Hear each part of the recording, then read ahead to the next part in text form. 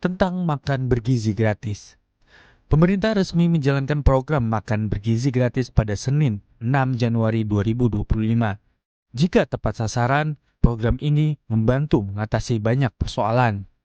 Program makan bergizi gratis atau MBG menyasar 19,47 juta penerima yang terdiri dari anak sekolah, anak balita, ibu menyusui, dan ibu hamil. Pemerintah melalui Badan Gizi Nasional atau BGN tahun ini menyiapkan anggaran 71 triliun rupiah untuk MBG. Sementara harga per porsi MBG ditetapkan BGN sebesar Rp10.000. Makan bergizi gratis sebelumnya bernama Makan Siang Gratis, merupakan program yang dicanangkan Presiden Prabowo Subianto dan Wakil Presiden Gibran Rakabuming Raka saat kampanye. Menurut BGN, secara umum tujuan MBG adalah meningkatkan asupan gizi dan pengetahuan gizi pada kelompok sasaran penerima program. Secara khusus, dengan program MBG ini pemerintah menargetkan 4 hal. Pertama, peningkatan akses makanan bergizi, pengetahuan gizi, dan pola makan sehat. Kedua, peningkatan prestasi, partisipasi kehadiran siswa, dan pengurangan anak putus sekolah. Ketiga, pemanfaatan bahan pangan lokal, serta peningkatan kesejahteraan petani dan pelaku UMKM. Keempat, adalah mengurangi kemiskinan. Laporan harian Kompas dari sejumlah daerah saat MBG mulai resmi dilaksanakan menggambarkan betapa antusiasnya warga dan anak-anak yang menjadi sasaran penerima program. Salah seorang siswa SD di Kupang Tengah, Nusa Tenggara Timur, menceritakan menyantap dengan riang dan lahap paket makanan berisi nasi putih, ayam goreng, tahu, sayur, dan pisang. Bahkan bagi keluarga miskin di Jakarta yang terbiasa hanya makan 2 kali sehari dengan menu seadanya, MBG sangat membantu memenuhi kebutuhan gizi mereka. Cerita Nenek Sarma yang tinggal di kolong Jalan Layang Tomang, Jakarta Barat, bahwa pengalaman cucunya yang pernah menangis minta makan mungkin tidak akan terulang dengan adanya MBG.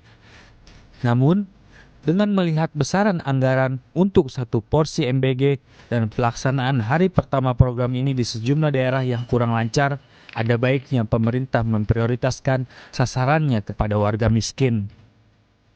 Berdasarkan analisis dan perhitungan tim jurnalisme data harian Kompas, alih-alih menargetkan 19,47 juta warga, MBG bisa difokuskan untuk 11,3 juta anak sekolah, anak balita, ibu hamil, dan ibu menyusui yang masuk kategori miskin.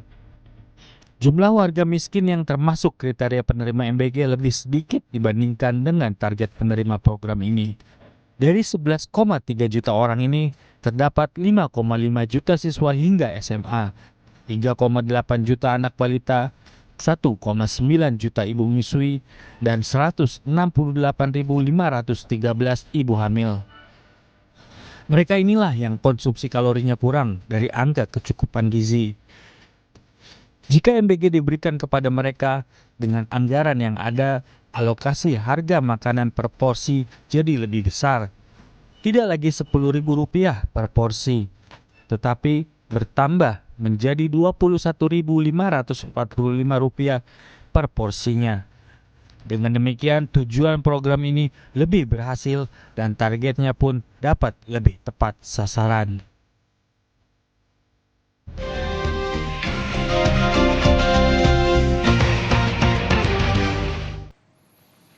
Saudara, saya akan mengajak Anda untuk melihat informasi apa saja yang tersaji di Harian Kompas hari ini, edisi Rabu 8 Januari 2025. Yang pertama, saudara, saya mengajak Anda untuk membahas terkait gempa bumi di Tibet, saudara. Jadi terkait gempa ini memang selain kondisi atau cuaca saat ini yang tidak menentu, gempa bumi terjadi di Tibet, saudara. Petugas penyelamat mencari korban selamat setelah gempa bumi mengguncang Changshu, daerah otonomi Tibet, Tiongkok bagian barat daya. Gempa bumi ini, saudara, berkekuatan magnitudo 6,8 terjadi pada hari Selasa. Dan akibat kejadian ini, saudara, sebanyak 95 orang dilaporkan meninggal dunia.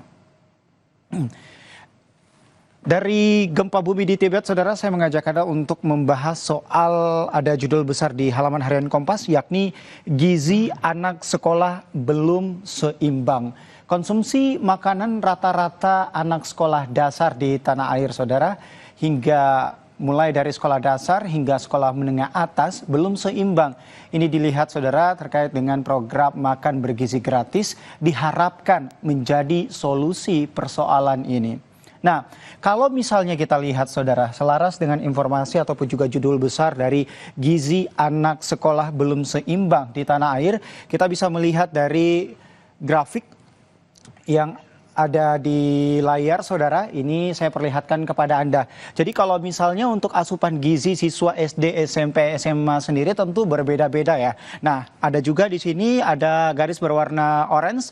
Ini adalah rata-rata konsumsi anak yang memang tentu dikonsumsi dalam per gram dan juga per hari. Selanjutnya kalau yang garis berwarna biru ini adalah angka kecukupan gizi anak-anak yang dikonsumsi per gram dalam perharinya. Nah, kalau untuk SD sendiri, saudara, karena kita tahu secara bersama SD itu selama 6 tahun dari kelas 1 hingga kelas 6 SD ini dibagi menjadi 2 bagian, saudara. Bagian pertama yakni mulai dari kelas 1 SD sampai kelas 3 SD. Nah, kalau misalnya kita lihat kecukupan protein dari kelas 1 SD sampai kelas 3 SD ini, saudara, dilihat dari proteinnya untuk rata-rata konsumsi anak sendiri yang warna orange ini mencapai 59%.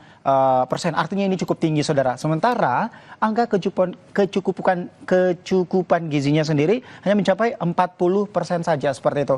Nah, kita lihat juga ada di sini karbohidrat, saudara. Untuk karbohidratnya sendiri sebesar 296,1%. Namun angka kecukupan gizinya hanya mencapai 250 saja. Ada juga lemak di sini, saudara, dilihat hanya mencapai 53,2%. Namun angka kecukupan gizinya cukup baik, ini mencapai 55%. Nah, itu tadi untuk kelas 1 SD sampai kelas 3 SD. Tapi kalau misalnya kita lihat kelas 4 sampai kelas 6 SD, saudara, ini proteinnya sendiri mencapai 59,7% untuk rata-rata konsumsi anak yang dikonsumsi per gram dalam per hari. Namun yang mencapai kecukupan gizinya hanya mencapai 52,5% saja.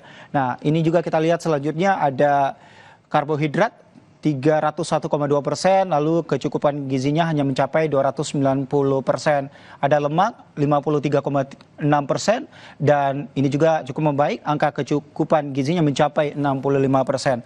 Nah, itu tadi kalau untuk SD kelas 1 sampai kelas 6 SD, saudara. Nah, saya juga akan mengajak Anda untuk melihat bagaimana rata-rata konsumsi anak SMP dan juga SMA, angka kecukupan gizinya. Nah, kalau misalnya kita lihat, saudara, ini adalah untuk jenjang pendidikan sekolah menengah pertama, ada protein, karbohidrat, lemak juga, ini kenaikannya perbandingannya ada 10-10%, SMA juga perbandingannya 10-10%. Nah, artinya tentu ini terus menjadi salah satu fokus Presiden dan Wakil Presiden kita, Prabowo Gibran, dengan program makan bergizi gratis. Nah, untuk menyaksikan ataupun juga mengetahui informasi lengkapnya, saudara, Anda dapat membacanya di halaman harian Kompas edisi hari ini Rabu 8 Januari 2025, atau Anda juga bisa langsung mengaksesnya di www.kompas.id.